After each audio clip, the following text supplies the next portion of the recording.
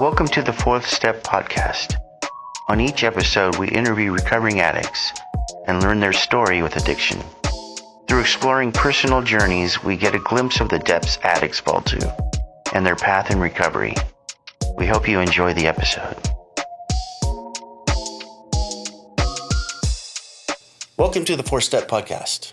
I am Kevin, and I'm a host, and with me is my co-host, Josh, addict. Hi, Josh. Hey, Josh. Hello. And in the studio today, we have our friend Marquis. Yeah. Thank you, guys. Thanks for coming out, man. Thank you for having me. Yeah. So, Marquis, how long you been clean? 5 years, May 2nd of 2018. 5 years, It yeah. went by so fast, dude. It did. And I remember when you came into Madhouse. Yeah, right? Yeah, it's crazy. Like, I don't know, like a lot and not a lot has happened within that 5 years, but it's pretty amazing. And coming up on 6, like, you know, like somebody asked me the other day about how long have I lived at Madhouse, and I was there. Do you still live there? Mm-mm. Okay. Oh, how long did you? 4 years. 4 years you stayed at. Is Madhouse considered an SLE? Yes. Or what? Tea house? Same thing. I think they have like different tiers of. They do. So like they have a phase 1 and a phase 2. Yeah, and then they have housing as well. Wow. All right. Well, first of all, where did you grow up? I grew up in the Bay Area. Where at? Vallejo. Oh, really? Yes. That makes sense. That checks out. I didn't know that. Yeah, Vallejo. Dude, whenever I hear somebody say Vallejo, man, I always remember N2 Deep. You remember the group? No. N2 Deep was some rappers. Okay. I think and they had E40. Yeah. Oh, really? Yeah. Yeah. Actually, I went to elementary school with his son. Oh, tight. Wow. Yeah. We went to a Christian school, Oh, right on. North Hills And Christian look how School. you guys turned out. Right. Yeah. How's his son doing? Do you know? I don't know. Like he was, I think he was a grade or two younger than me. It just used to be one of those things that like you could see E40 when he dropped him off, and then when he pick him up, and that was really about the extent of it. But I would never really chopped it up with him. So Yeah. it was just elementary school you went with him, or okay, and then it's different schools, different directions. Yeah, I think he left shortly after that. I think I got there at when I was in the 3rd grade, and then from there he was in either the 1st or the 2nd grade, and then I think he shortly left sometime after that. When did you start getting loaded? I guess so. I'm a late bloomer. I started getting loaded. Yeah. How old are you right now? I am 37. Okay. Getting ready to be 38. Wow. In June, but. So let's see. The year of, so I ran track 2006, and I ended that, and then that's when I picked up. So, That would be college, yeah. yeah, Okay. and so that was actually I was 20 because I moved to Atlanta when I was still 20, and I was turning 21, and then then I started drinking. So yeah. So when you turned 21, that was the start of your addiction? Yes. Was it full blown, or were you just? It wasn't full blown. It was gradual. It just Yeah. started off as an easy like party scene. Just Did you go to Atlanta for school, or did you go there after you started using? I went there to get away from here. So you had started using here. No, I hadn't started using yet. Okay. In 2004, I got recruited to run at Sac City out here. Yeah. And then from 2004 to 2006, I was in track. And so I wasn't really doing too much of anything. The kickstart of it was that I had my last year running. I was not okay with the results that had happened at our state track meet. So I quit and I threw a temper tantrum. I remember it very vividly, and I walked the fuck off the field.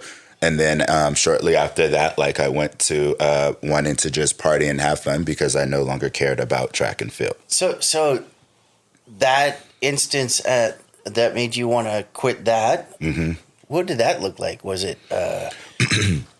So what was the gist of like yeah, that? So yeah. basically, so I've been running since I was in the 3rd grade. I think I was 8 at the time, and so track and field was like a passion for me. It was like my thing.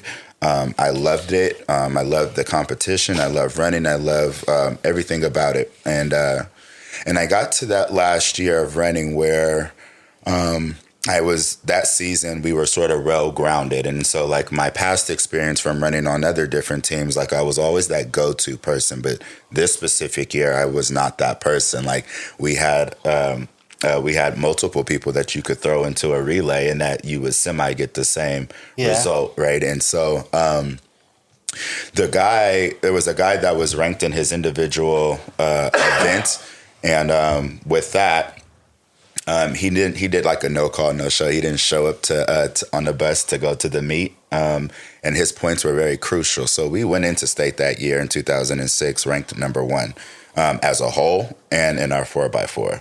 And we came out in 3rd. And so the tantrum came from the place of like, you took something from me that I'll never be able to get back again. Oh. Towards the dude that no call, no showed?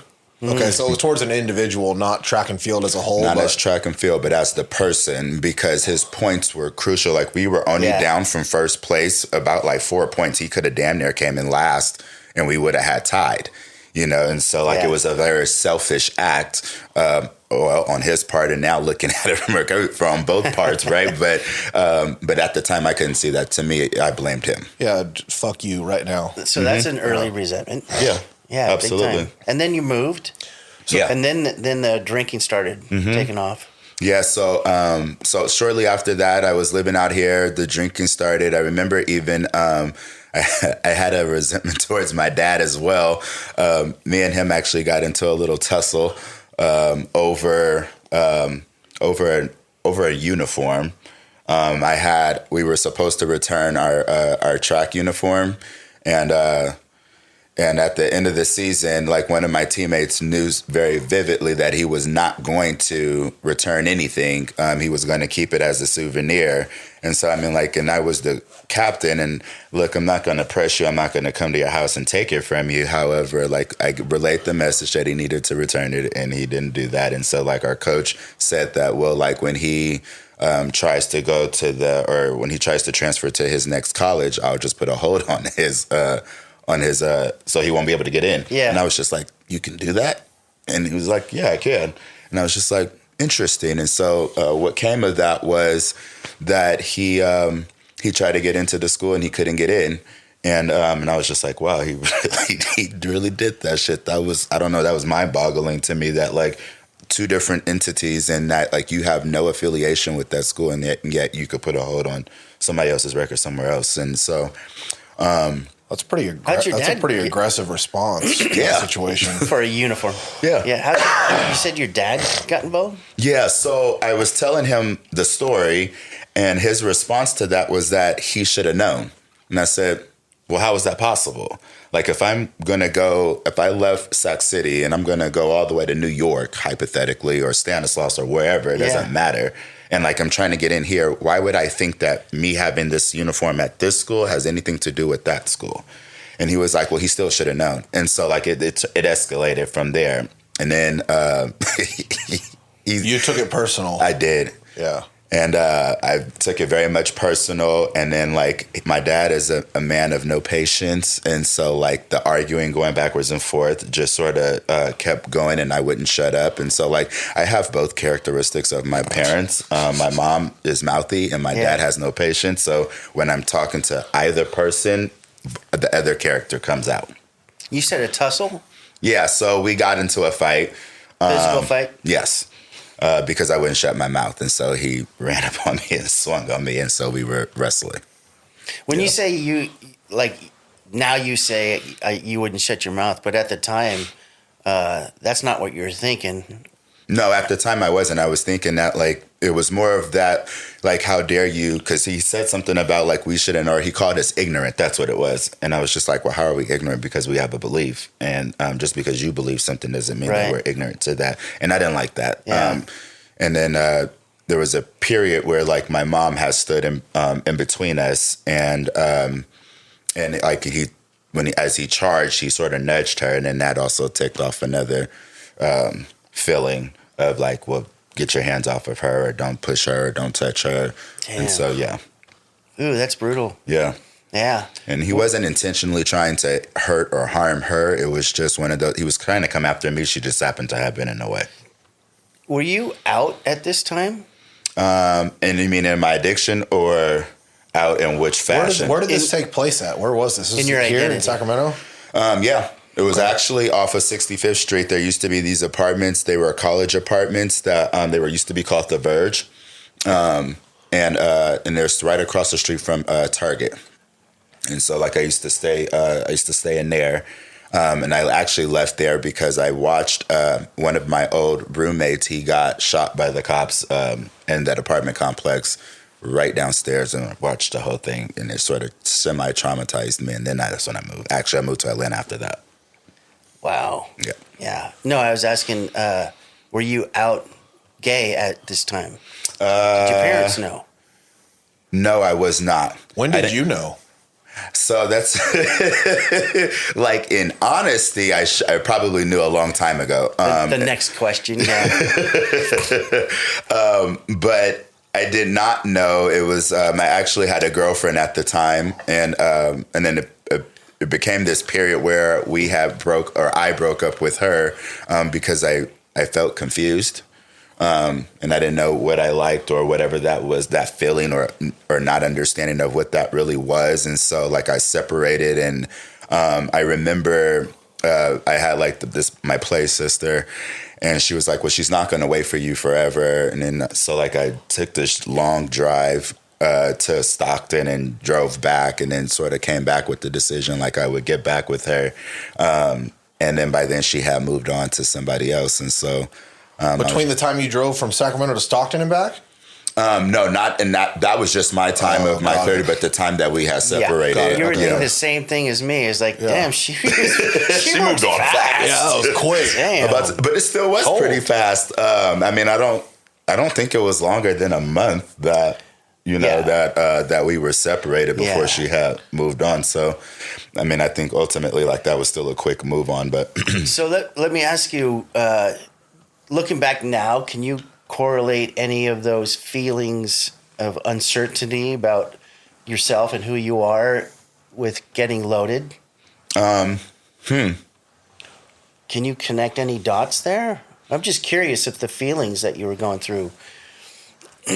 well, I knew that I will say that one of the feelings, and actually, possibly so, in connecting that dot, and actually that's a really great question because it also came with a lot of shame and guilt, and that's what I was running from for a very long time. I was not comfortable in my own skin. I was ashamed of by social acceptability that like life was supposed to look a certain way, that I was supposed to have a girl, and I've watched plenty of people in my experience get teased or get beat up or get jumped for living that type of lifestyle. So I was just like, well, that's not what I should be doing. So therefore, I'm going to mask that with pretending that I'm going to be or pretending to be somebody that I'm not. Yeah. And so so being gay, and I've watched I've watched people even in the or not necessarily in that pandemic, but like when I used to hang out in Oakland and San Francisco in the party scene, and watching people like during Pride like get and even I remember going there and we were all hanging out, and they purposely were waiting for some people to arrive, this group of people, so they could fight them. Because something about no one knew that the person had HIV or something of that nature. And they didn't tell the person that they slept with. So they commenced to wanting to just, let them have it. And so like, that also being a part of my story too, and watching something like that also came with some more shame and some more guilt of like, well, this is not something that you really want to talk about or be able to share on any type of group level, because society does not. You just kept finding more and more reasons to keep it a secret. Yeah, I imagine it probably progressed and progressed and progressed. Mm-hmm. Yeah, that's interesting because that's one of the 4-step questions. It has to do with like the shame and guilt. You have that that feeling at that time, and you can look back now and connect some dots that you were getting loaded over those feelings. Oh, absolutely. And have you like identified other certain instances in like maybe your childhood? You said you fought with your dad. Was there trauma growing up? So really another great question, right? And so like I by the time I got to the rooms, I kept identifying things as like abandonment. And I kept utilizing the word I felt abandoned. Yeah. Right. And later on in life, in my adult life, I had sought outside help. And, you know, after talking to my therapist, the word isn't abandoned, the word was neglect. And then it, like all of the dots started to connect, you know. Like I remember earlier on that like my dad would tell me like, get your hand off your hip, you know, like don't stand like that or don't walk like that. And so like then I've also learned that there was some toxic masculinity along the way. And so like I remember, and my mom, she never, I don't know, she sort of, I guess, never paid it any attention or didn't mind. And like I remember like she had relationships that where it felt as if like those relationships were more important than me.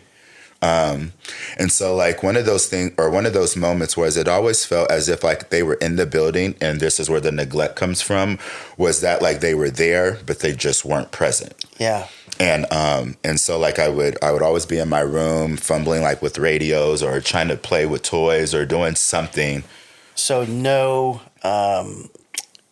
emotional support at the time, no compassion, no nourishment. Right. The parents weren't giving you that love at that point. So did you seek that love outside of I absolutely did. And at a young age too? Very much so. Like, and like my parents, like they loved me. They had their own special way. Like my dad, you know, like he would spoil me. So he was the man, like granted the tennis shoes. Right. And so like, that's where that comes from, is that he used to always buy me the new shoes, the new kicks. Shoes, by the way. Thank you. I try to find like shoes that nobody else will wear. Yeah. But can you repeat that again? You seek it outside. Yes, and so like I sought it at school. So like I was a horrible student. I mean, there were periods where I did get good grades, but then like I was a class clown or school bully. So like I remember very earlier on, like, and I believe I was in the third grade actually, and these two seniors would always, they were very famous for walking past me and calling me a faggot. And I remember like I would go and I would run to my grandmother and tell her, and then she would want to come up and, you know, say something to ask her, please don't do that. And then one day, like it got to a place where it wasn't like I was Billy Badass or that, like, you know, like I wanted to fight you. It was just like one of those things that it was just like, that's not my name, so please quit calling me that. Whatever that was for them, they stopped calling me that. And so like the bullying started at a very young age. I remember even before that, like people had a problem because I hung out with girls more than I hung out with guys. And so going back to your original question, like, when did you know? Well, I didn't know. But if I look back at it, well, then it came from a long time ago too. Because the behaviors and mannerisms. Like I was playing double dutch with the girls, jump rope, and all of that. Take your hands off your hips, stand with your hands on your hips. Yep, and I was good with rolling the neck and rolling my eyes. I was sassy. I remember actually, I think I was in the first or second grade, and we had a substitute teacher, and I remember I commenced to letting her have it. I don't think I cussed, but I was just like, I don't know who you think you are. You're not our teacher. Like, and I'm not doing shit basically until our teacher gets back. And like, she was sitting like this, and I was in between her legs, and I was just like, no, I'm not listening to you. Yeah, I had to think against substitute teachers. I didn't like them. Yeah, clearly. Yeah. You sought that love and nourishment as a child outside of your parents. I did. Did you say grandma? Yep. My grandma was a go-to as well. She was, later on, you will find that she was one of my biggest enablers as well. But she was always that nourishing. She would give me the shirt clearly off of her back. She was one of my protectors. And so like if my grandmother on my mom's side also helped raised me. So she was more prominent in my life as well too. Yeah. So she took me to school, from school, and things of that nature at times as also. So like working your steps now, you can look back and see that. And you said that you did outside therapy too? Mm-hmm. While you were clean or Yes. before that? No, this was Since while you've I been was clean. clean. Yes. Yeah, since you've been clean. Yes. And so like even with so even going back to like the childhood, right? And so seeking or that attention from other places. And so what I learned was that, you know, the bullying is sort of what fed me. So like, and then I learned very on, like the first thing I was addicted to was attention. Like, because like, if that's the type of energy that, you know, that I would get if I only did that too, then people will like me also. Right. And so like there became this transference type of thing where like, okay, well then when I transfer, cause I was initially in a public school from first to second grade, and then I got moved from there to a private school. When I went to the private school, then I started bullying other kids because it felt good, because people would laugh, they thought it was funny, and then I became the life of the party, and I enjoyed the fact like I thrived off of people feeding into my bullshit. Yeah. And then I loved having, like, I remember, and there was only one teacher in that private school that I liked, and it was my third grade teacher. She left after that. I threw a temper tantrum when she left. And then every year after that, it was, or at least at the time, I found it interesting and funny and comical, but that each teacher knew who I was before I got there. And so they were like, oh, I know who you are. And I'm like, well, that's good. You should. And so, yeah, like it was always this thing of this tussle with, you know, acting out with teachers. Authority, probably in general. Yeah. I didn't like being told what to do. Yeah. I didn't like them feeling like they had an upper hand over me. On the side of that, also the other students or kids or friends that just sort of laughed to have made that more real, just sort of kept the flame going. Yeah. So all that all that shame and guilt, you can connect that to starting getting loaded and the bullying. Like I relate to that same kind of situation. I got bullied as a kid in school a lot. You know, I was like the smallest kid in the entire school. Right. But then there was this one other kid that I was able to bully. And I remember the feeling like after I bullied him one day and I walked away feeling like shit. Did that like kick in for you too? Not necessarily. Not until, I'm trying to think. There was a period where it did stop. And then like I didn't like bullying. I didn't like bullies. And so then I became the guy that then when people did bully, then I had a conversation with you. Right. And so then like, and so I don't know, I can't necessarily put a finger on like when that actually happened. I do know that like I remember it going from a series of things of like being bullied to being the bully to not liking bullies.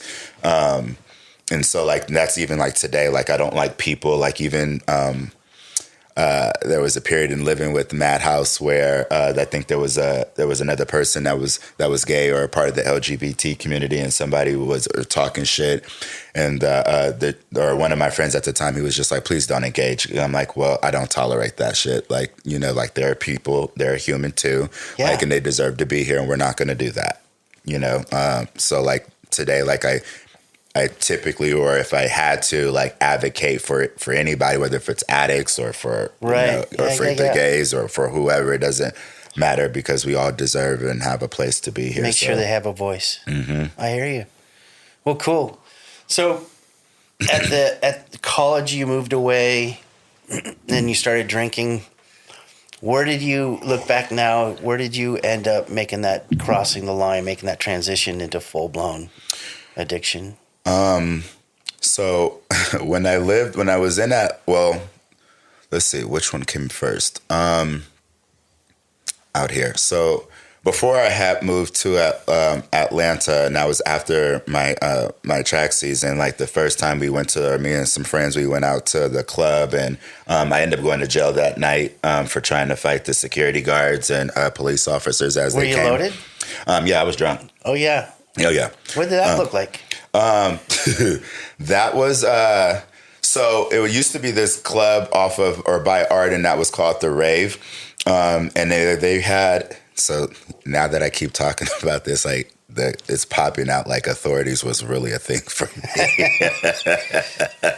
But so it used to be called the Rave, and they had this strict dress code. You had to wear a certain thing. You couldn't wear white tees. Your pants couldn't go. You couldn't cuff them too much. And so like we had like a specific outfit that was doable that we could wear. So we always wore that every time we went. And with that, and so like this one time we went, we were drinking, and I was drinking a 211, which was disgusting. What's a 211? Steel Reserve. Yeah. A what? A beer. Oh. And it was my first beer, and I was guzzling it as much as possible, and I hated the taste of it. I can remember that because it's nasty, but so. Even after that, they wouldn't let us. The security guards wouldn't let us get into the club, and we were just there last week, and we had on the exact same thing. And they were like, "No, you guys can't come in." And so, and I kept asking them why, and then they were like, "Well, because we said so." I'm like, "And you were already drunk?" Yeah, maybe that's why. Nice. And so I kept asking them, and they weren't. And so like I wouldn't leave it alone. And then my group of friends were like, "Well, let's just go." And I'm just like, "No, fuck that. I want to get in." And so we kept doing this song and dance over and over and over, and every time like they would try to pull me away, I would run off and run back up to the front door, and then get into this altercation with them again, or this yelling match, and then the police came, and then and then like one of my friends were standing out in front of me, and they ended up tackling him, and so like now we're surrounding the police, and they're telling us to back up, or he was telling us to back up, and as he had a friend on the ground, and then he called backup, and when they called backup, and then it became a brawl, and I remember that they slammed my head into my car, and then I was talking shit to the guy that was trying to arrest me because he couldn't arrest me by himself. And he called back up to have somebody else come help him. And I told him he was a fucking wuss and a pussy for not being able to do it on his own. And then eventually they did, and they put me in handcuffs and threw me in the back of the car. And I remember just sitting in the back and talking hella shit, like, I'm going to have your fucking job. Like, at the time, like, my mom was the supervisor of the jury department. Pretty indignant, right?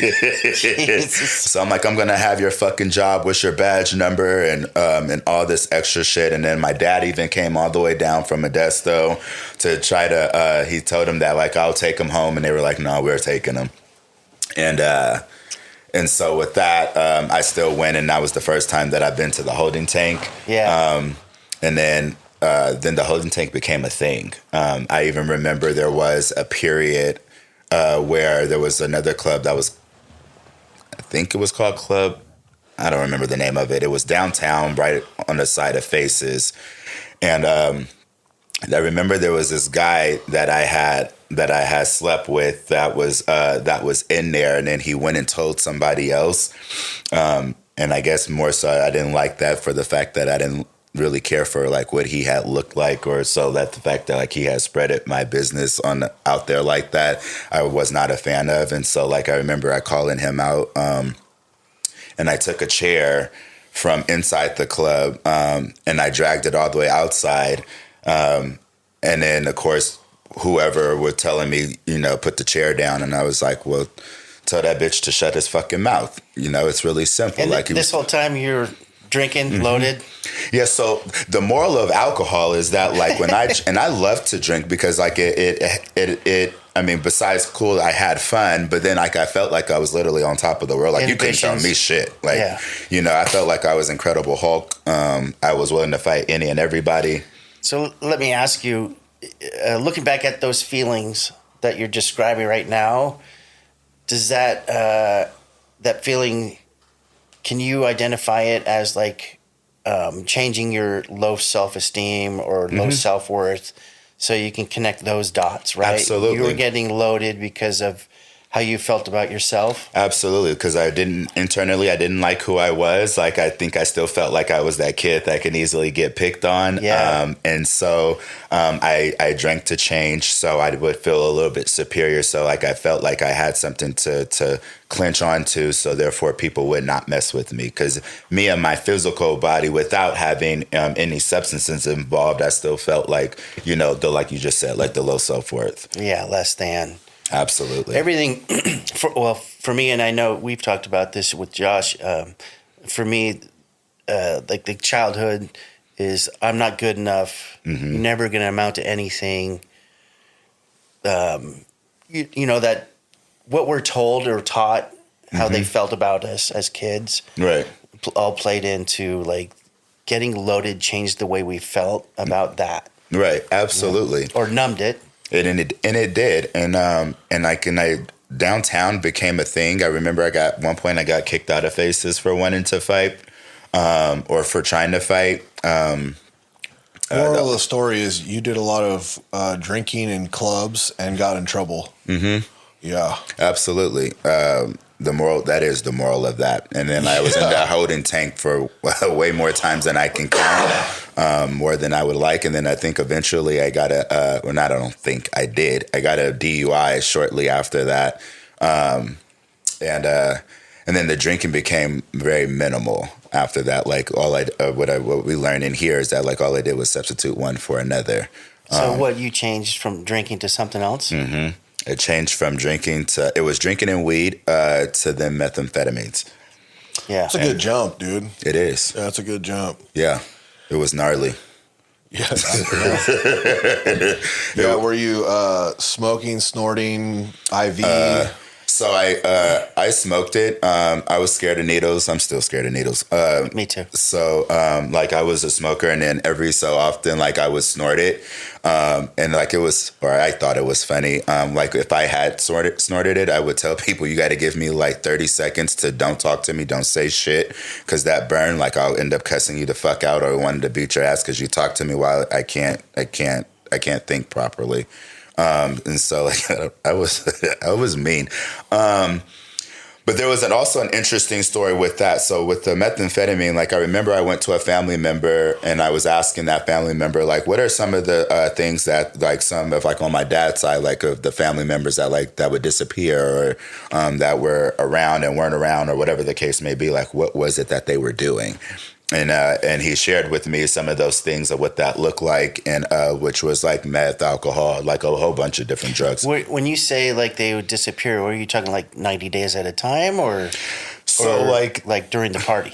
So no, they would disappear like 90 days, like for long periods of a time. Like I would see them, like I have cousins that got raised by my grandmother on my dad's side. So like that's where like the parents were, sometimes they were not around. Yeah. And that's what I mean, like disappear, like where did they go? What was happening?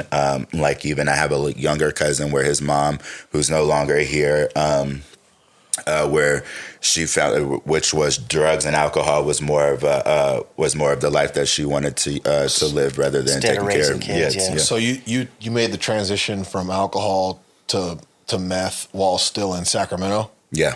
Okay. Yep. How long did Sacramento last before Atlanta was a thing? So in 2006 is when I graduated. I was or when I stopped, or I wasn't at Sac City anymore. Shortly after that is when I moved to Atlanta. And then between you were doing meth while still going to school? When I came back. So the timeline of 2006, I was here. I stopped running track, right? Yeah. And then I started drinking, and then I was still out here for a little bit. So I was partying, I was smoking weed and drinking alcohol. After that, a roommate had got shot in that apartment complex. I had skipped, and I moved to Atlanta. The drinking actually got worse out there because then I didn't have, there was nobody to really tell me shit. And nobody could tell me shit here. However, then there was also, and when I moved to Atlanta is also when I came out too. So I came out to my parents when I moved out there. I called my mom and I had a conversation with her, and I told her, and I wasn't really concerned with telling her. I was more so concerned with my dad knowing. Of course. And toxic masculinity. How long were you in Atlanta? I stayed there for about 1.5 years. Okay. Yeah. So I came back, and I don't remember. I came back in 2008 though. And actually, there's a small glimpse when I moved to North Dakota, but I'll tell you that in a minute. But and so when I moved to Atlanta, eventually, like I said, I came out to my parents, and then I told my mom. I was on the phone with her, and I said, like, I want to tell him, but I don't want to tell him. Like, I want you to tell him, but I'll be on the phone. And so we three-wayed him, and we had a conversation about it, and his response was, "It's your life. You get to do what you want. You're still my son." And so, wow. Pretty quickly, that's tight, dude. It was, and so like when I talk about like the non-bullying, it was that confirmation that made everything okay. So like when I feel horrible for kids that can't tell their parents, that feel like they have to hide it or be on the DL or whatever that looks like, that bothers me, because like I don't have that experience. You know what I mean? Like that's not my experience, that my parents, shame me or anything of that nature. Like even in my last relationship, my dad, when I broke up in recovery with my ex, my dad called to check. He was like, I just wanted to check to see how you're doing. I was like, wow. That's awesome. Like, okay, yeah. And cool. So you recognize that you're pretty fortunate for that, right? Yes, absolutely. I mean, things today in this generation, new generations, things are changing. They are changing, right? Yeah. But old school, our parents, man, they didn't. It was I got a healthy dose of both in me, the old school viewpoint and the new, and I just try to like navigate like my viewpoints on it in perspective and fucking land in a healthy spot, Right, absolutely. Yeah. Like what your dad's response is, sounds pretty tight, It was. And so like clearly at the time, like I had started crying, because I was like, they felt like it was like that, like I could breathe, like an aha moment, so to speak, where it was just like, okay, like everything is going to be okay. Like I feel accepted. Right. And like one of those things that even, discovering on the fourth step, like the chasing of just wanting to feel accepted by somebody, just wanting to be loved. Right. And so like even another instance of, growing up, like I always felt like I was chasing love, like no one really loved me. And it's not like my parents, like I don't feel like they didn't love me, but just like even on an intimate level, like just wanting to chase that love, like that partnership to some degree. I can relate to that aspect of it from childhood. Like Kevin, you're like, I was the smallest kid. I was the fucking biggest kid, and I got bullied, And I remember not feeling the love. I don't know if I would call it neglect or abandonment or a mix of both or whatever, but I didn't feel that at home either. And I didn't ever I probably bullied people, but like I was seeking, like you were just talking about, validation and love. Like I was trying to find acceptance and love somewhere. I didn't know that's what I was doing, and I didn't know that that's what I needed. But the human nature in me was seeking that from outside sources, outside of the family dynamic, and landed in the wrong spots. Absolutely. It's easy to find it with a bunch of other damaged people that are doing shit that there's no walls on it. You know what I mean? Absolutely. So let me ask you, through all this and you're growing up in your childhood, did racism or being black play any part in that? Like, because there's feelings around that. Yeah, there is. And that didn't really come until sort of my adult years. And so like where I was talking about, like North Dakota is more so where I got I got my sniff of that. Really. Yeah. I mean, because like obviously you see it in California. You right? see it, and like it was never really. And so like, okay, so like even growing up in Vallejo, you didn't see it, like, but there were times where there was like riots where there was black on Mexicans or whatever. There was complete riots. I will never forget. Like there was one after my senior year.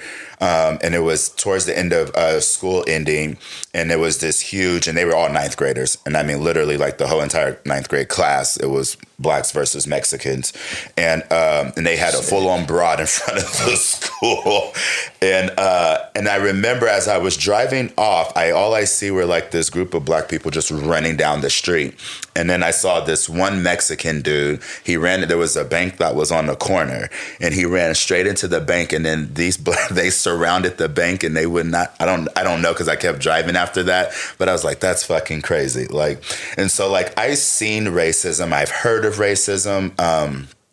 I never really per se that I could at least remember, especially at a younger age, that I remember where I was directly, what would you say? I guess involved with it. Yeah. But like I said, when I moved to North Dakota, there was a liquor store that was right down the street from where we were staying, and that guy, my god brother, was he's mixed, and so. He fair warned me because he was already there before I got there. And this is North Dakota, correct? Yes. Yeah. And so I left Atlanta I got a phone call from my godbrother asking me if I still wanted to run track. And I was like, cool. Because at this point, Atlanta we clubbed Monday through Sunday for days. Right. Like, and I mean, like, so that was all types of partying. That was all types of falling out. That was all types of being in places, waking up and didn't know how the fuck I got there. Like I remember I ended up at this one guy's house, and I don't know how I got there. When I woke up, my clothes were off, and so like that sort of spooked me too because I don't know what the fuck happened. And like there was literally a club every single day. The call from North Dakota was like, oh shit, I might be able to fucking get away. I might be able to save myself here. Mm-hmm. Yeah. And it was the run, right? And so it's just sort of the same thing when I ran to Atlanta, ran from here, right? Trying to try to change, relocate. The geographics, right? Yeah, and I've done that too. And then so even in Atlanta, I got beat up in a club bad. Like I left there the next day, I had 2 dotted eyes. I got my ass whooped, and what ended up happening is that so I got so let's hear resentment, and this is also where my trust of others came into play, or my distrust of others came into play. So I got cheated on. And my ex at the time had sort of played this card. I was madly in love. And this guy, so typically, I don't know if you guys are familiar with, like in the gay community, people will label themselves, whether as a top, bottom, versatile, or whatever, XYZ. Yeah. And so, I consider myself, I guess, more so to be a top or versatile top. Like, I don't necessarily like, the whole receiving aspect of it, but I don't care. Like if I'm in love with a person, like, and if that's what it calls for, then cool. Like I'm down for that. Like, in a relationship setting, but I just don't typically give myself of that way. But in that sense, with that individual, I did. And like all different type of sparks flew. And so like I was in love, and then like this man was playing me. And my best friend that I was staying with at the time, he was telling me, he was like, Marquis, he's cheating on you. And I'm just like, no, he's not. I'm not going to listen to you. Like, cause all you're going to do, like if I go to him and he tells me no, then there's going to be this issue because I don't trust him. And then so like we had an Easter Sunday at my house, and he wanted to cook or host it or whatever, and so I let my ex do that, and supposedly he had brought the other dude over there, and so my best friend at the time had pulled me into his room, and he was like, Marquise, he was like, if you don't go say something, I am, and I was like, all right, so. I pulled him to the side, and we went in my room, and I was like, is there anything that you want to tell me? And he was like, no. I'm like, so there's nothing or no information that you think I should know about, like, I don't know what's going on here or somebody that's in here. Yeah. And like, I left the so-and-so part out. I just sort of kept it really broad and just asking, like, is there anything that you think that I should know, like that you think that would rock me or benefit me or that's going to make me upset or anything of that nature? And he kept saying no. And so I was just like, okay, cool. Well, we can continue. And so then he said, well, wait. And I said, okay. And then he was like, well, And he was like, well, XY, whatever the dude's name was, he was like, well, he's my boy. I'm in a relationship with him. And I remember at that moment, like my heart literally felt like it fell. And I remember dropping to my knees and like literally I couldn't breathe. It was like that nasty cry, like every part of going back to the self-worth, lost identification, like I couldn't relate to anything anymore. And I was just sitting there bawling, and all I can remember is hearing him say like, I'm so sorry, I'm so sorry, I'm so sorry. And like eventually like he kept saying that and he kept repeating that. And eventually, like, it annoyed me after a while. So the sadness turned into anger. And then I remember I got up and I told him, I said, all right, so this is what's getting ready to happen. This Easter Sunday dinner, whatever this is over. What I do need you to do, though, I need you to grab all your shit and I need you to go. There is no, I forgot my stuff. I need to come back to grab it. GTFO. We're not doing any of that. Like, you're going to grab it now, because if you don't, it will end up in a bag and I will set it on fire. Did you get, like, looking back, did you get loaded right then? Like, were you absolutely. definitely trying to cover those feelings? Oh, yeah, absolutely. This was in Atlanta? Yeah. So I was drinking. So it was. I consumed more alcohol, which will go to the story of how I ended up getting my ass whooped. So like I drank. My friends eventually that were out there that were with me didn't want to hang out with me anymore because I couldn't. Apparently, I couldn't manage my. I couldn't drink, or I couldn't manage my alcohol consumption, and so there was one day we went out, and I had a gut feeling something about that night, anyways. But however, I still drank, and I still went out, and then he was there, my ex, and so like. He kept following me around the club, and he was talking to me. And so we would find ourselves in different parts of the club arguing. And then my friends had left. And then we were on the dance floor. I was dancing, that I can remember. And from my view, this dude kept bumping into me. So I turned to him and I kept looking at him like, brother, like, could you quit bumping into me? And from what was told was that I kept bumping into him. But when I turned and I confronted him and I got in his face, he just took off. And I fell back and I was just on the floor and I don't know, I guess I was out. Like I don't remember him on top of me. And then he was beating my face in.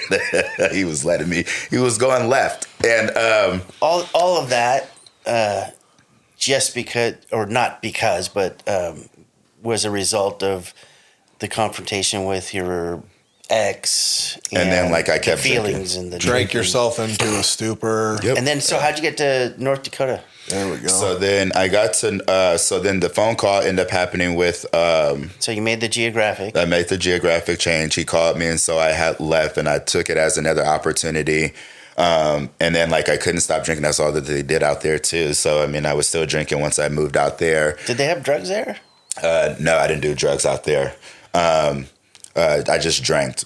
And so with that, like I said, with the racism, there was the guy that ran the liquor store that every time I walked in there, like his customer service sucked because he didn't like me because of my skin color.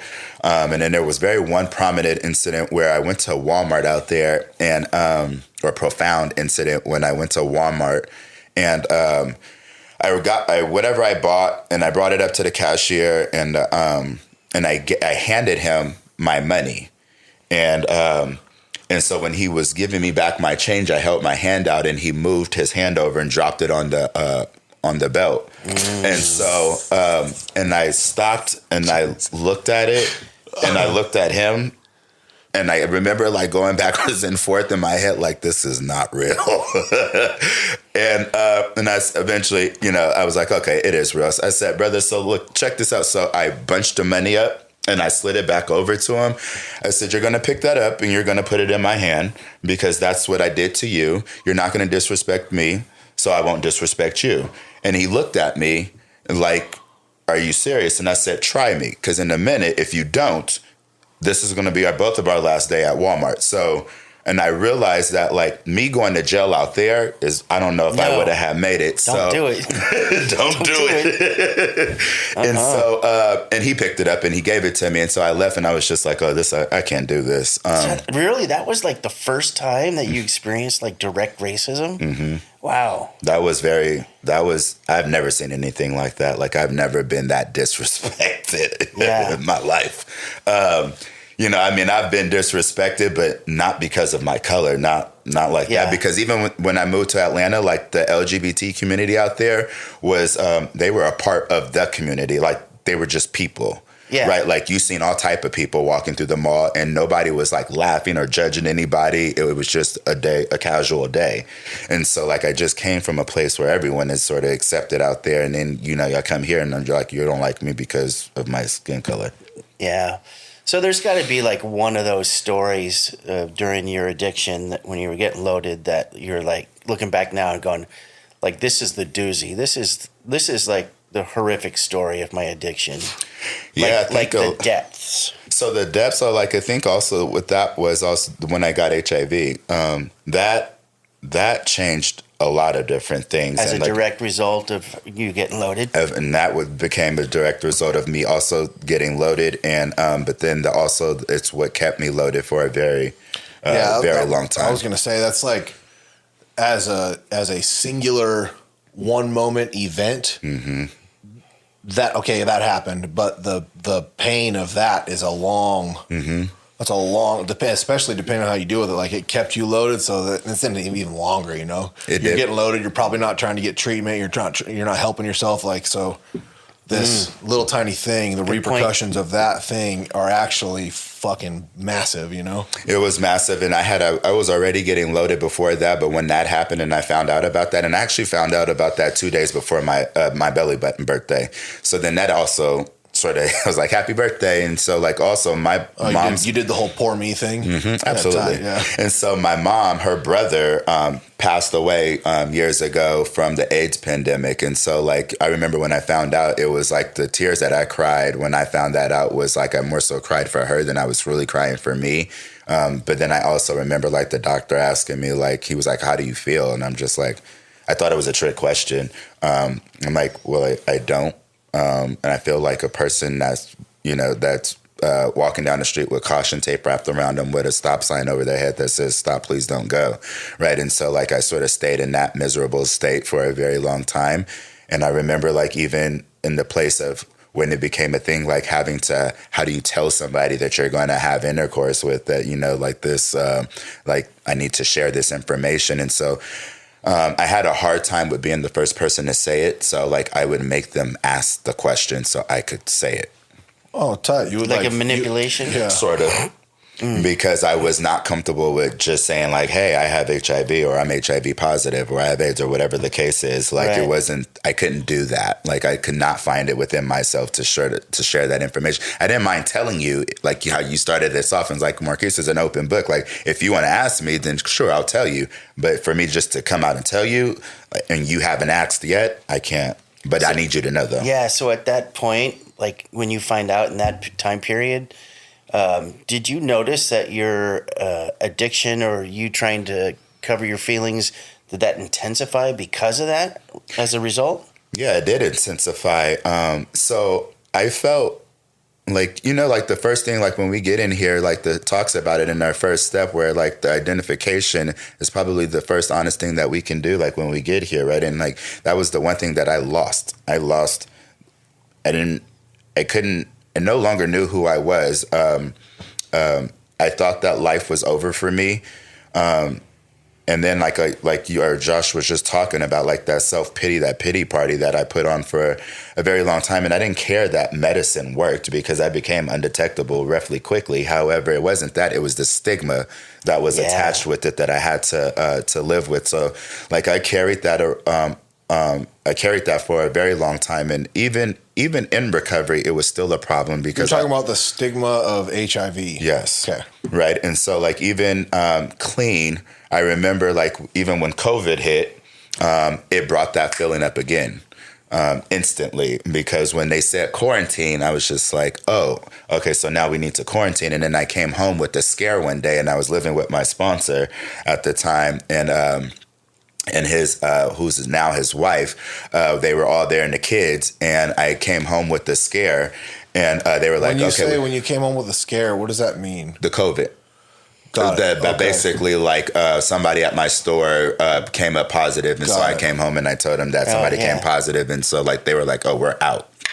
And so like that triggered that feeling of like the I HIV. can see how, And so it reminded me, and so like I learned in that period that the difference between accepting something and dealing with something, right? And so like for a very long time, I just sort of dealt with it and I stuffed it, because I also remember even in when I was talking to that therapist, she asked me something very specific. She said, "Did you ever go back and forgive that 24-year-old?" And I said, "Huh, nope." the 24-year-old. that contracted. That contracted the HIV, and I have not. That Still to this day, you have not. no, I have now. So like, it's no longer really. It's not a burden. Like I've accepted that that's what that is. That transition from acceptance and forgiveness was probably around the same time where you're like, I don't need to force somebody to ask me that question anymore. I'm Marquis, and this is what I got. You know what I mean? Right. And so like even now, like even in the dating scene, like I still I put that out there. So like that still in a sense of itself is like a form of, I guess in a way it's like a subtle manipulation, because I just sort of, I'm throwing it out there so the ball is in your court, so I don't really have to deal with the repercussions. I remember talking to you about this, about herpes. Mm-hmm. Like I remember I had shared. I was talking to somebody like pretty regularly, and one day she's like, I had shared with her that I had herpes, and one day she's like, you know what? She said something about like her sponsor told her that to continue talking with me, and we hadn't even become intimate yet. She said to continue talking with me, she either was in love with me or she hated herself, and that there was no middle ground there. And so she's like, and we don't know each other enough to be in love.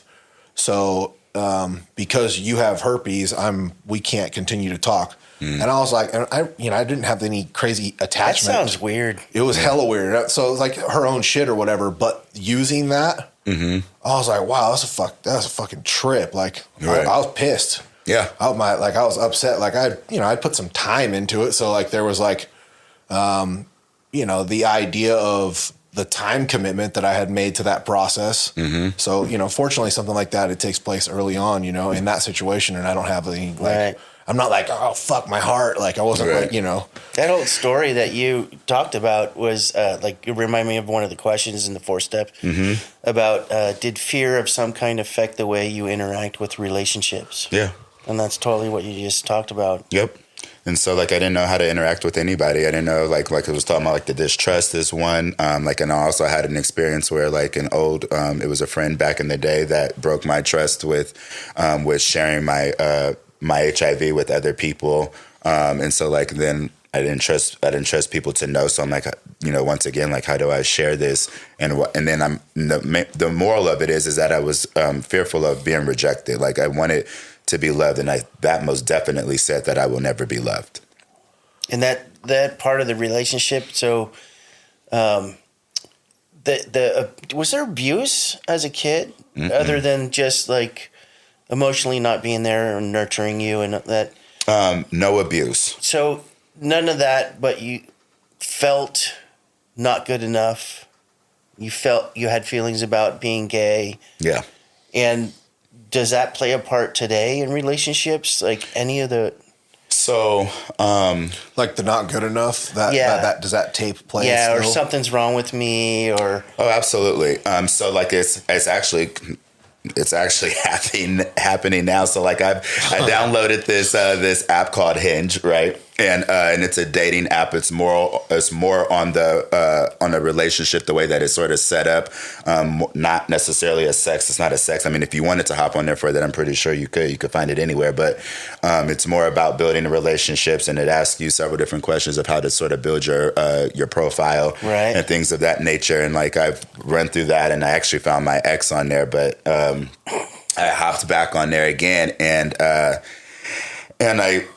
like nobody has hit me up, right? And so like nobody has paid me any attention. I've liked somebody else's profile, and maybe with one person, other than that, like nobody has done or paid me any attention. So like I've started that whole, and I was just talking about it with 2 addicts last night, and that's the thing for me is that like, even if I wanted to go hop on a sex app, like, and people still won't even fuck me.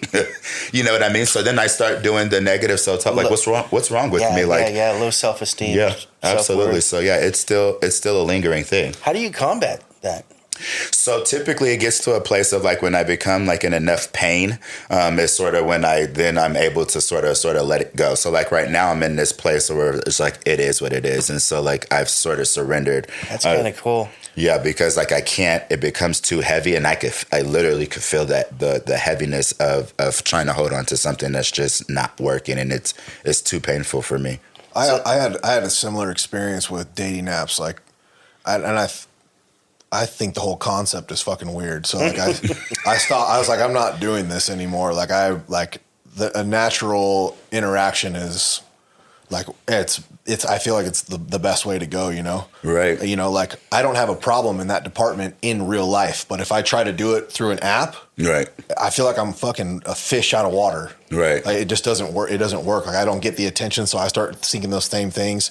The same thing happens, I think, to people with just social media, even like Instagram, Facebook. We get the same, you know, we're comparing, or this guy's probably getting more likes than I am, or this picture and this person's post got so many reactions and comments, and why isn't mine, and all that shit, you know? Yeah, absolutely. And even with the social media and the likes, and like I would also, because I tried not to do this, but I don't know, it feels like this just, it is what it is. And it's that like for your dynamic, you know, the society is that there's men and women, right? And so like I'm also all the way out in Sacramento, where the gay community is sort of less and is not as big as if anybody thinks that it is. That think about that, yeah, right. And so like that might be your best route. And so that's the thing. And that's the thing is that like all of my friends are all heterosexuals. Everybody. And so I feel like a fish. Rare. Really? Yeah. So there's not like a community. I don't have a community that I go to. No, like there is like an LGBTQ meeting downtown that I every blue moon that I go to. From what I would assume is the gay community is probably not a lot of them are in recovery.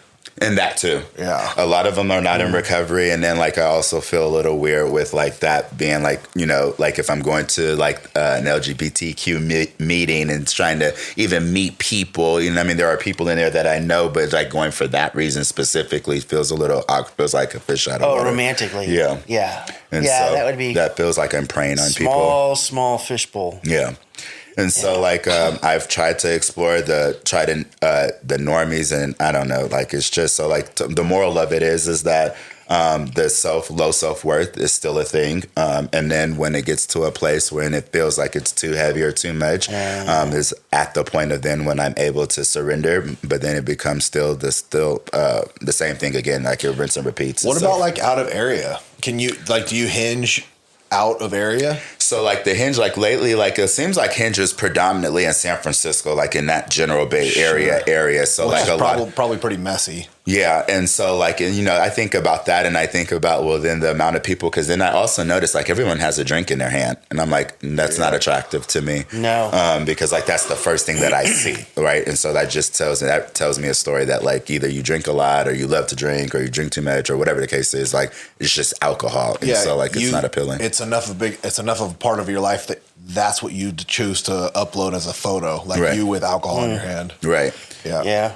And so oh, go ahead. You know, I was going to say, when you were right before you got clean, so what was your rock bottom? What was that made you decide to get into recovery? So, so slightly right before that, I was in a toxic 3-year on and off relationship. And eventually, I got clean back in 2015 for about 4 months. And then within that 4-month period, like I got my own apartment. And then in that apartment, I quickly ended up going right back out. I went to maybe a couple of meetings, and then actually I blamed all of you guys for not calling me and checking on me. And so I went back to that past relationship and to show him how good I was doing, and that like I could possibly still do this relationship thing and I don't have to use. And so like day 1 was fine, and then day 2 it was on and cracking. And so then eventually he came back to Sacramento, and he was living with me. And then we sort of split and we weren't really together. And then he was out doing whatever he was doing, and then kept coming back to my apartment, and I wasn't having it. And however, long story short is that I ended up getting evicted. I wasn't paying my bills. I almost burnt down my apartment complex by trying to cook a hot dog. I fell asleep. Oops. And I don't know, that one always, I mean, it cracks me up. Hot dog fire. Right? It was. Marquis and the hot dog fire. Right. Ironic. That's a good story. The headline in the news. Right. Yeah. And so like it was funny because they were knocking on my door, or my neighbor was knocking on my door, and I literally walked past the flames and didn't even see it. And she was like, "Are you okay?" And I'm like, "Yeah, I'm good." And I was like, "I was just sleeping." She was just like, "There's smoke coming out of your apartment." I'm like, "No, there isn't." And she was like, "Yes, it is." And I'm like, "No, it's not." And she was like, "It is coming out of your apartment." And so like there was just like this little wall right here by the door. And so I leaned back and I looked over and I said, "Oh shit." And so yeah, like I literally smoked out the whole top floor. So that 4-month period, the very first time, how'd you find out about NA? My mom took me to a meeting. So my stepdad, I guess, had a friend that was a member, of Narcotics Anonymous, and so I went to that meeting and I hated it. Where was it at? It was in Oak Park. Okay. And I don't remember the name of the meeting. I was that uninterested that I was there. I was already bothered that I had to be there. I remember she was sitting here, and there was a guy that was tweaking that was sitting right here next to the right of me. And you didn't feel at home? Was that a little church? Yes. Yeah. Or no, it was like a community center. Okay. I've been to Oak Park meeting in a church, a little tiny one. Yeah, no, I think it was like at a community center, if I remember correctly. So that was your first. That was my first meeting. NA meeting, and I did not feel like I don't remember a lot what was said. All I really focused on was the guy that was sitting next to me that was blitzed, like he was high out of his fucking brain cells, and I was judging the fuck out of him. I'm like, why the fuck are you in here in this Narcotics Anonymous meeting? I thought the whole point was that you weren't supposed to use, and that was like my understanding of of Narcotics Anonymous at the time. And eventually, like I got up and I just smoked. I smoked the cigarettes until the meeting had ended, and then I went home. And clearly, after that, I got loaded again. So then, later, when you hit your rock bottom, and you made the decision to go back to NA. Yep, and so got into treatment. Yeah, and so I got evicted out of that apartment complex, and then I did the couch surfing and fucking my way through other places just to try to get a roof over my head. And or fucking people in order to get to have a roof over my head. And gotcha. And then so with that, eventually it ran its course. Nobody wanted me around, and then I became homeless downtown. I was living over by the Yellow Bridge, or I was staying over there, and then I had this epiphany of, or this gift of desperation or whatever you want to call that, like I just couldn't do this anymore. Like me, an outsider, we're not good. And it was too cold. And so like I went to this one community, like I had a friend, just side note, that asked me, she was like, "Are you going to the camp out?" And I looked at her and said, "Camping?" Like I don't camp. But anyway, so I went to this community. It was one community, and they helped. They were really prominent in the HIV. That's where a lot of people went to go get treatment and help. And so like the guy or my counselor at the time said that, well, yeah, let me see what I can do. And he, and so About getting you clean? About getting me clean. And so Okay. that was my rock bottom, was after not having and losing literally everything. I walked in 2015, when I left that homeless shelter, I had 2 jobs. I was working at Old Navy and KFC, and I got my car back, and then I got the apartment, and then I lost all that stuff actually in the order that I received that. Yeah, so then you eventually ended up. That's where they got you into Madhouse. Mm-hmm. And they actually put me into detox first, and then from detox I went to Wellspace, and then from Wellspace I went to there was a rehab called Chestnut that was right around the corner from Madhouse, and then after Madhouse. And after Chestnut, I went to Madhouse, and they actually paid all the way up until Madhouse in the first 5 months of my rent. Nice. And then in Madhouse is where you actually got all in the program. Yep. Yeah, Tell us you're still involved with Madhouse, yeah? Yeah, and so like I'm actually the birthdays on the last Sunday of the month, and so like I'm their birthday person. So like I still like have my my foot in the door, like, and I had asked like if I could still do that, just so like with the new people that are coming in, so I could stay connected. You set a good example. Yeah, Good for you. yeah, I love that place. Tell us about a reservation you had when you first got clean. Like if this happens, I'm going to get loaded. Oh, if my mom died. Yeah. That was the number one kicker. And I remember. She's still with us? Yeah, absolutely. And well, not absolutely, but yeah, she's still with us. And so I remember I went to my very first convention. It was back in 2019. It was out here in Sacramento. It was our NCCNA. And I remember the guy getting up, and the main speaker did this interactive thing with the crowd. And it was like, if you ever experienced this, raise your hand, or this and this and this. And like, one of the things where like, if you've ever experienced, the death of a loved one or something like that. And so many people rose their hand. And I was just like, wow. And then that they stayed clean through it. And they stayed clean through it. Yeah. I remember that convention and that speaker. Mm-hmm. So that was impactful for you. It was very impactful for me, because every time I kept listening for people to talk about like how they would get through that, because that was the one thing that I thought that I would not be able to get through. Like it was the death of a loved one. And I ended up, my grandmother, who passed away in 22, 21. I stayed clean through her death. I had about 18 months, 2 years at the time. And I had chaired a meeting like right after her funeral. And I acted out in character at Defects. I almost killed 2 teenagers.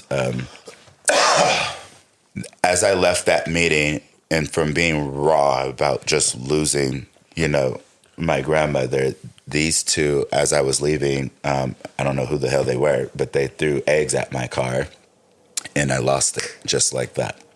And I snapped, and I chased them all throughout a plaza. In your car or on foot? In my car. And they were on scooters, and I mean, if they had fell or tripped, I would have ran them over. And immediately after it sort of settled down, I remember like I called my sponsor and asked him like if he could stay on the phone with me until I made it home, but that I was so livid. And, I realized in that moment, like that's what like, that split second decision that we have. And like, it can just be just that quick without even knowing. Right. And so, there was no thought about calling anybody, and that part scared me. Yeah. I always say I can that. relate to that. It takes one bad day. Mm-hmm. You very easily could have, got loaded. Mm-hmm. I've done that, like pretty much that thing, several times in recovery, like in what I would consider a good place. Like I'm in a good, healthy place, and I'm tired, and I'm driving home from work, and I've been maybe spinning out in my head a little bit, and I've been thinking about something too much, and I got some feelings, and maybe I don't know what they are, and then something happens on the road, and I, like, maybe 3 years ago, 4 years, probably about 3 years ago, maybe not even that long, man, probably 2 years ago, not that long ago, somebody ran me off of the road, and then an old couple off the road on the opposing side. And the old lady that was driving was like, she was crying and like freaked out, and I was just like, my car's fast. Fuck this. And I high speed pursuit chased these people through Auburn, all over Auburn, pulled up in a parking lot, hopped out of my car, threw my glasses on the hood of a car, and I'm going to pull this motherfucker out of his car. And I got up to the car, and there just so happens to be like a young girl in the passenger seat, and she's got her knees tucked up to her chest, and she's fucking crying and freaking out. And I was like, what the fuck am I doing? And I looked up, and there's like, it's a full parking lot. It's in the Raley's parking lot. So there's all these people, because I just pulled up right behind them, slammed on my brakes, and didn't know parking spot, lots of noise, fucking energy's probably You made a really commotion. Yeah. And all these people are looking at me, and I'm like, oh my God, dude. Because I'm about to hurt this person, like bad, And I didn't think about anything. The only thought was like, fuck this. Right. It happened that fast. Right. 10 minutes before that, I'm like, life's looking pretty fucking good right now. I might be tripping out about something this or that or whatever, but yeah, it just it happens that fast, man. I always It's fucking think scary. about these things, and back to your situation, like have you ever heard the term, like, we have a recovery bank? How much how much recovery we've put in the bank, and we have it in our savings account or whatever. Right. A lot of people have different ways they say that, but the amount of recovery you had at the time at least kept you clean. And it did. And I mean, because when I came to, it was like that. There was that awareness, right? And there was that, like, still, like, I didn't go out and I didn't go get loaded, right? And so, like, there's success number one. Like, right. I didn't go pick up, right? And then calling somebody was there shortly to follow that. So there was something in the bank. Like, I didn't have the desire. I didn't even actually think about going to go get loaded. That was never the option. I was just pissed, and I literally wanted to fight those two kids, and I believe they were actually teenagers, which could have ended horribly as well too. How long ago was that? That was almost about 3 years ago. Okay, so you can remember that instance, and you can use that today when you look back, when you come up to something again like that also. Absolutely. So tell us about one of your biggest fears in early recovery. So, like, one of my I fear death. That's one that still scares me to this day. But then one of my other fears is just being alone for the rest of my life. Really? Because that's so common. You're not alone in that. And I mean, I have like little, like, the alone part or the death part. What are you referring to, Kevin? The alone part. Okay. Yeah. Yeah, the alone part. Like, I'm fearful of that. Like, I'll never find somebody. But then it also that just sounds like, when I say that, it sounds like a pity party. So, like, I try not to live there. So it's not necessarily like, that's not like my biggest. But, like, I'm a person that needs to know, like, the result. Like, I'm always in the results business. Really? Right. And I have a hard time with not being, right. And so, because I want to control everything. And so, like, death is the one thing, because I don't know what's after that. So that scares me. Yeah. I'm You old really enough don't. You now. don't know when it's coming either. And that too. And then, so actually, as we all know, I mean, like, we just lost a person too. And that person was sitting next to me, Really? right next to me in the meeting that night before. And at the very end of that meeting, as we were all circled up and holding hands, he just leaned over and he said, "Thank you." And then the next thing you know, you wake up and now he's no longer here. Was it overdose? Yeah. Yeah. One of our friends told us that there was 2 people that passed away recently over overdose. Yeah, I think Who's the second one? I think it was a girl. Yeah, it was. And I don't know if I know who that was. I know who the guy is. Locally, Kevin? Oh, yeah. Yeah. Well, Sacramento, American River area. Okay. Yeah. Yeah. So I know, like, the fentanyl stuff, like, that's too real. All of that's scary. Yeah. Well, what about the consequences of well, you talked about, like, HIV as part of the consequences that you had when you were getting loaded, and you have to live with that today. Is there anything else similar to that? So the HIV being one consequence, I mean, like, I've been to jail. I think also, like, the damaging and the trauma that I've put my parents through as another consequence of, and something that had to have been built, as far as, like, that relationship. Is that repaired today? It is. And it is, and it's still being repaired because I also just learned that like my mom is like asking me to hang out or, you know, to spend time with her. And I keep utilizing that like recovery, and the things that I do in my life is so busy that I can't. Ooh. And I'm aware of that, and I see that. And do you tell her that, or do you just, that's how you process it? So the other day she said, I really need you to call me. And so we had that conversation. And we had that, and I was honest with her, and I told her, I said, I understand, like, this is something that I have to work on. I know I've already knew about this, that, you know, spending time with her should be a thing. This person or my mother, not just this person, but my mother, who was, she's been my number one fan, you know, throughout my whole entire life. And like, it's almost like even thinking about it for myself, like, how dare I not? Like, why would I not? You know what I mean? And so, like, I don't get to keep utilizing the excuses that like I'm too busy in order to spend time. So I have a question in regards to that. Do you place value on a relationship with your mother because you place a value on the relationship with the person that she is, or because she's your mother and you're supposed to? Like society says, oh, you need to be close with your family. No, I think more so it's not that. It would be more that it's my mom. And it's not that based off of what society feels like. Just my relationship, she's my best friend, and I'm not treating her like she's my best friend.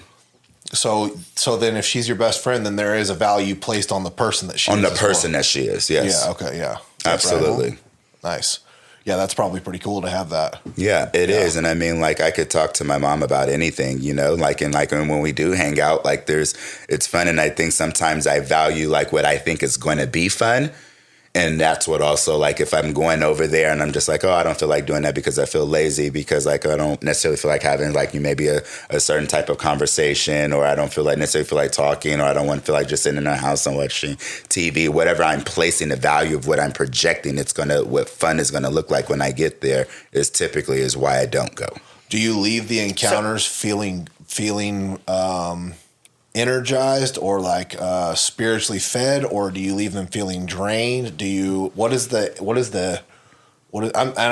takeaway? Yeah, what's the takeaway from your encounters with that relationship? So the takeaways, I don't feel drained. I feel content when I leave. Like, I feel that, like, that we've gotten to accomplish you know, another part within our own journey in this place of being clean, you know, and still in this process of still building our relationship.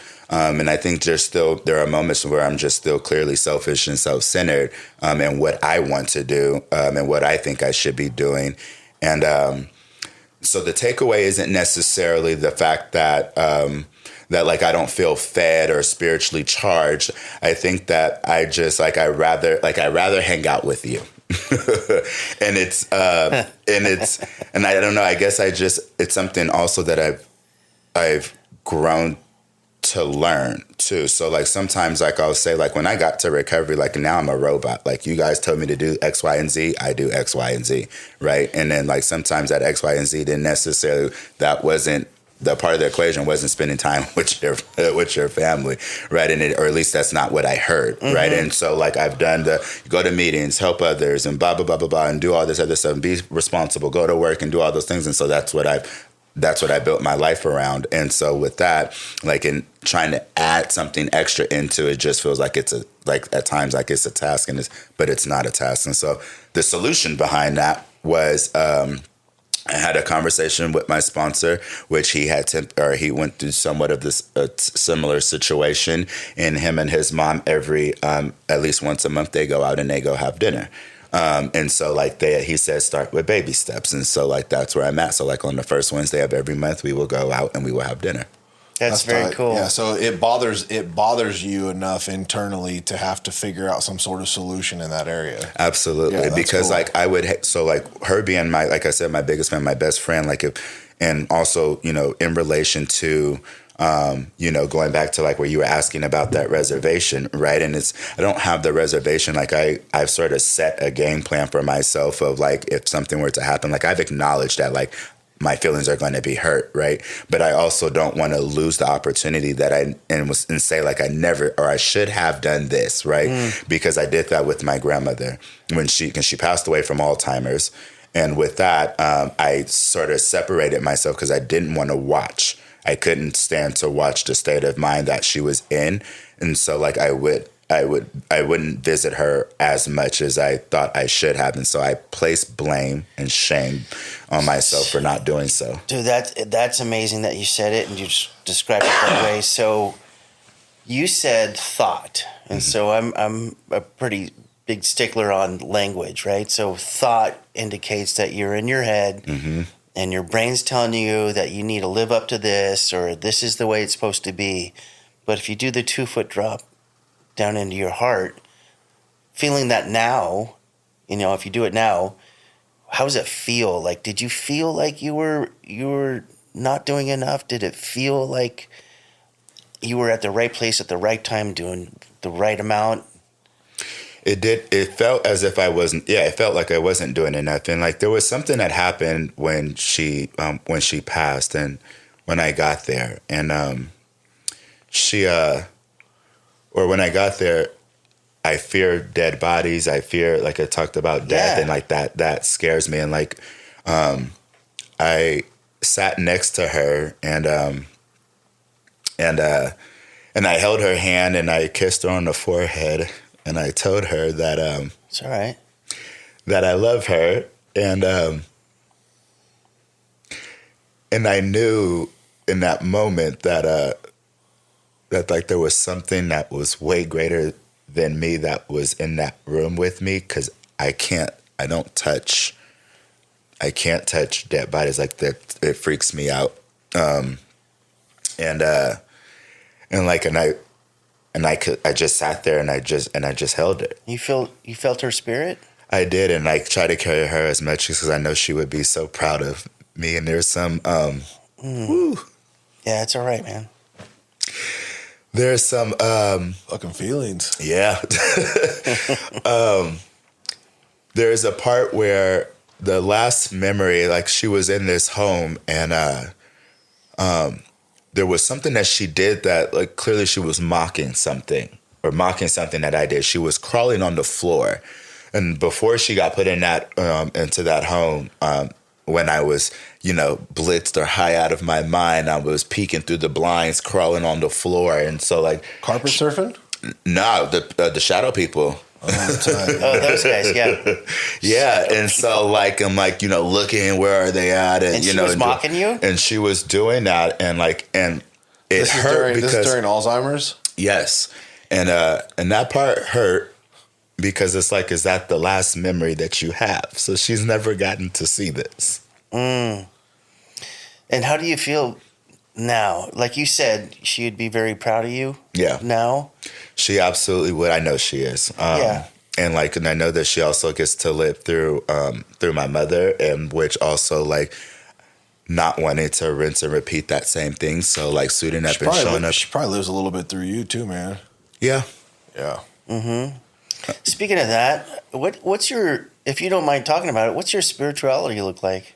So I grew up in church. I grew up, I guess, by name or by title or by whatever affiliation, would have been, I guess, Christian Baptist. However, what the cool takeaway from this... that started in Vallejo? Yeah, or actually it did start in Vallejo through my grandmother's church. And then we also had our church out in San Francisco too, from when she moved from Vallejo to San Francisco. So then, and it's more Baptist than anything, but, so through church, I found, I've been baptized 3 times. I don't know what it did. I don't think it did anything. I never really fully, gave away, because clearly I kept doing what I wanted to do throughout the years. And so when I got to recovery, I loved how Narcotics Anonymous talked about like that this is a not religious but a spiritual program, right? And so like when I think about spirituality and the embodiment or embodying that I get to have my own understanding, like I love that aspect of that because like I don't have to capture or take upon somebody else's belief. And so like in church, like I remember my grandmother's shirt showed me this sermon of this pastor, and I found it really baffling that she was showing me that. I didn't understand the correlation between the two, but he was basically just talking about how like gay people needed to come to church and they needed to be saved and they could be fixed. And I'm like, fixed? Like, what the fuck are you talking about? And so like, and then we're gonna die, and then we're sinners and all this, you know, all this jazz and stuff. And I'm just like, I don't believe any of that, because you can't tell me that God is love and then he hates me at the same time. Yeah. Like I don't understand. Like that never made sense to me. And like, and if God made me, then he understands, he knows exactly who the fuck I am, you know? So, cause he made me who I am. Yeah, so I like, get that. And so like my spirituality, like, I guess like if I had a visual, like it still carries some of the visual of like how I grew up, and like whether if it's the guy in the sky or whatever, like if I had to put a face on it, however, but my spirituality, and then sometimes a lot of times it wavers. What do you pray to when you pray? Like, what is that? Like, what is that? What do you feel there? Like, what do you see there? I don't know. I guess more so like in the, either if it's the face in the sky or whether if it's the universe, but like me praying, like I try to, or at least like a prayer of mine would typically look like I try to have conversation more of the time, because like, you know, before it used to be like, oh God, please help me with this. Right. And now I talk about like my fucking feelings, or like I'm fucking upset with you, or I don't like the fact that like I'm still fucking single. Like, what the fuck are you doing? You're taking too long. Like I have authority. like authority. And like, funny. You know, like, and I try to just be more authentic with my prayer. So is it just kind of like an offering of yourself to the thing that you know is there, or that you think the thing that you feel or that you hope is there, or is it like, because I know a lot of people when they pray, they're praying to their God, like, and then I also know people or gods, or like myself, like I'm praying to a connection that I have spiritually, like a feeling that I have and that I put out and feeling, I receive. not a deity. Yeah, it's not a thing. It's not a thing that I visualize or like that I have. It doesn't look like anything. It's just this. It's a feeling. It's a feeling, yeah. So it's this. So it's a combination of both for me, because I think there's some of it, like my God is Jesus. So like there's that. Yeah. So like I capture like a essence of like of a visual of what I feel like that, but then it is also very much the feeling. Yeah. Because of a blank without feeling and praying, I don't know what that would be. Yeah. You know. Yeah, and Jesus is black. Jesus is whatever the for you. I mean, he's black, he's white, he's everything. He's gay. You know what I mean? Oh, like, dude, I love that. Yeah, but Jesus is sassy. Man. Marquis Jesus is a fucking interesting Jesus. Jesus is he's a badass. Yeah. Like I would hate to call him a bitch, but no. But you can. That's awesome. No, but I do cuss at him. I don't feel like I disrespect him. Like I wouldn't personally call him like a bitch, but like I cuss in expression at him if I'm feeling a certain type I only of way. ask all that, you know, about your spirituality because, well, for one, we're not in a meeting. You can talk about it, you know, in this podcast, but a lot of people... It's a struggle. Yeah, it's a struggle, and people don't hear specifics in meetings, right? Mm-hmm. And so unless they're in social circles where people are free to talk about, because it can bring up some disunity, right? It can, and I mean, like I've heard people talk about, like, you know, like I don't want to talk about that because it's my own thing, and like, and sometimes, like, to me, that sounds like a little selfish. I think that's cool too, though, honestly. But yeah. I mean, and that's the thing is, like, when it comes to religion, that's why I love Narcotics Anonymous, and like in what we talk about in here, we get our own understanding, and so like There's I don't so have many understandings too. Yeah. I was talking to some witches yesterday. Yeah. Yeah, like I have a sponsee that has. I'm close with them. Like I didn't even know. They're like, oh, we're having our witch meeting today. I'm like, what? They're like, yeah, witches in recovery. Yeah. I was like, are you like playing on the word witch? Like, are you implying like, is it a women's meeting? Like, are you saying bitches in recovery, but you're just saying witches? No. So it's more, and they're like, no, sorcery, like witches. Like Wiccan. Wiccan. I was like, whoa, dude, that is true. Okay, tight. You had an experience too? So yeah, like sponsee? My sponsee. So like he doesn't believe like in the face or the something that's that's in the sky or the deity. You know what I mean? And so like and he taught me something like, and so like I try to utilize, and I was talking about like the universe, right? And like that's his, right? And so like I incorporate that into mine too. You know what I mean? Because like it's all. I can learn from you, like, and like it was an interesting experience, like even like when we were in like step 2 and then going like over like what that would look like, and and I think sometimes like we have for me at least, like having to be careful like how I express other people's relationships with God, that I'm not like stepping on it or that I'm slandering it in any type of way because it's your own. And so like I try to make sure that like I agree, I can relate, like because like I feel like we all pray similar to the same thing. It just looks different for each individual based on their perception of their life, their history, whatever. Yeah. So can you? I'm curious. Can you connect specifically you being gay and the understanding that like everybody should be open-minded with that, and you get to apply that open-mindedness to other people's spirituality? Absolutely. That looks like I'm pretty like I feel like you get a leg up on that from like straight people. Yeah. Because like I have no, like I feel like it's like sometimes it might be a stretch for like straight people, you know what I mean? Like they have to try to figure it out whether or not, or whatever the case. And I mean, like that's not necessarily like my experience in recovery. Like I don't see, like I've seen a lot of people accept me for who I am, without having any type of malice or any type of judgment or anything of that nature. And if it is, I haven't heard about it, but yeah, that being open-minded to like a lot of different things, like it most definitely, or at least that principle plays a huge part, because like I'm open-minded to, I mean, I don't care who you are. I don't care what you do. I don't care what you look like, because I've learned very early, well before recovery. I was walking through the Fairfield Mall and I saw like this couple. And what I would have had deemed, clearly it was the girl. So what I would have had deemed ugly, that person saw beauty. And so like even something like that also taught me like open-mindedness too, because like there's always someone for somebody.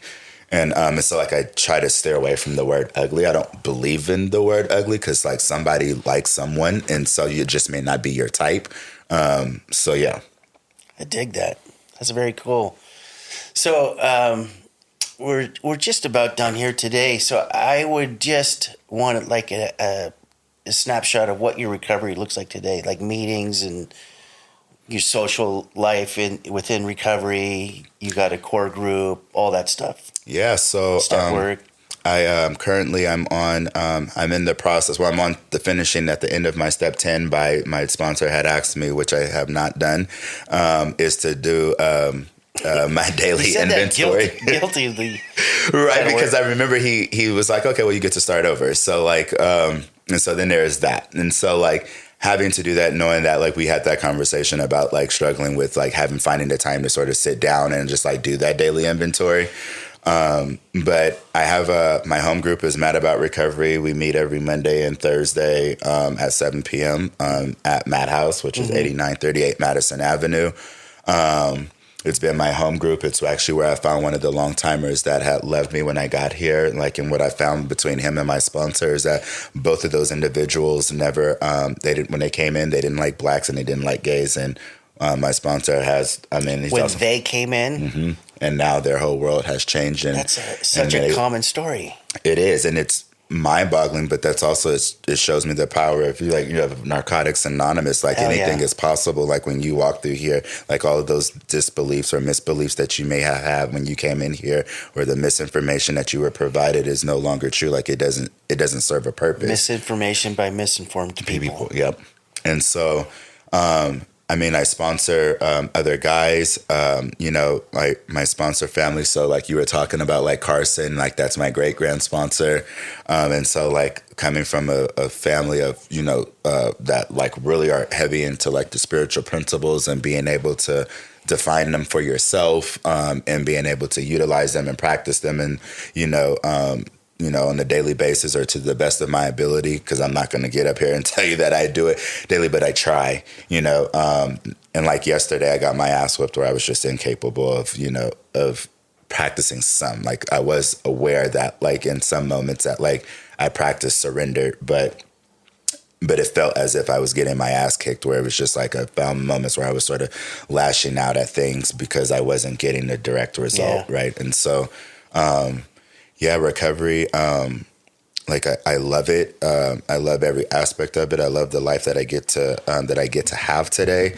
And it sounds so cliche, but it's actually the truth. And it's not like I understand like recovery also comes with storms.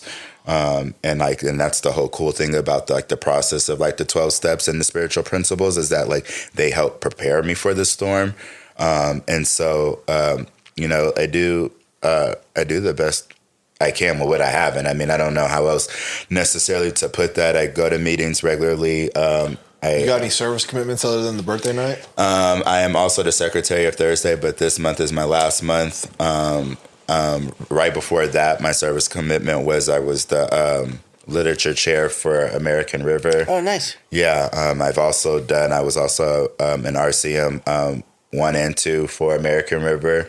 That was an experience, but it was all kinds of area meetings. Yeah. And so like, I find that like with service, like on that level, like I take bigger breaks in between. Yeah. They sort of wear me out afterwards. But like eventually, like after I have not done it for a while, I want to get back into it. And so, yeah, like I give back to Narcotics Anonymous, and like this old timer would always say, he said, if you're celebrating a birthday, thank you. If you're new, thank you. If you're coming back, thank you. The challenge is to figure out why I'm saying thank you. And, like after being here for a while, like I understand the importance of why he keeps saying thank you, because as long as you hear the self-worth, like we get our self-worth back, like, and we're in a safe place, and like we never have to use again, even if we want to. Right. And that our message is very clear that any addict could stop using, lose the desire to use, and find a new way of live. Any of those examples that he used to thank, like birthday, coming back from a relapse, brand new, like all of just that, like a person celebrating a birthday can hit for somebody, like a person coming back from a relapse can hit from somebody. A person that's brand new, like opportunity to be of service, a reminder, like all of those things are like, and the more recovery I get, the more I see that. Like I'm like, oh shit! Like I'll have totally waves of feeling when I watch those things happen. So those are even when powerful moments. Yeah, when somebody would when they say like the newcomer is the most important person in the meeting, we can perceive that in any type of situation. And I remember specifically, I had like 15 years clean, and I'm at a meeting, and I'm like feeling not connected, feeling like maybe I just want to take a break from NA, feeling all that stuff, and in the meeting, and a newcomer shares like with a 4 days clean or something like that, and arrows are sticking out of his ass, and he's just beat up. And he's complaining about, his life, and it just hit me. Right. And it hit me solid, like, oh shit, this is why the newcomer right now is the most important person for me. Mm-hmm. Because it's a reminder that whatever my pity pot is, whatever violin I'm playing right now, poor me, I am not new. I am not loaded. Right. I've never even looked at it that way. Right. And I like how you just said for me, though. Yeah, that's what I'm saying. It's always been like they deserve the attention. It creates an opportunity. I have never once looked at it like he's the most important person in the room because he's going to keep me clean today. Right. Stick around. Never fucking, yeah. Yeah, right. Yeah, I've never once thought of it that way, yeah. Yeah, that hit a little different. I love that. Cool. And then thank you guys for having me here. Like, this was fun and interesting. Like, on the way up here, I was thinking about do I even remember half of the shit that had happened in my in my life? And it's been a long time since I've got to really talk about it. And so but this was cool. And there was a lot of different things that sort of came up that actually triggered and rethought or regrouped or that just sort of came to light, and authority that just kept popping and popping. That's cool. Popping. Yeah. So, we appreciate you coming out today. Thank This is you. really cool, and I'm glad we got to have you on. Thank you. I appreciate that. Yeah, man. I'm Thanks glad very you're here. much, Thanks. Marquis. Yeah. All right, love you guys. Bye. Love you too. Thank you for listening, and we hope you enjoyed the episode. Often you will hear addicts referring to a specific 12-step program or rehab. These are personal stories. We do not represent any of the programs.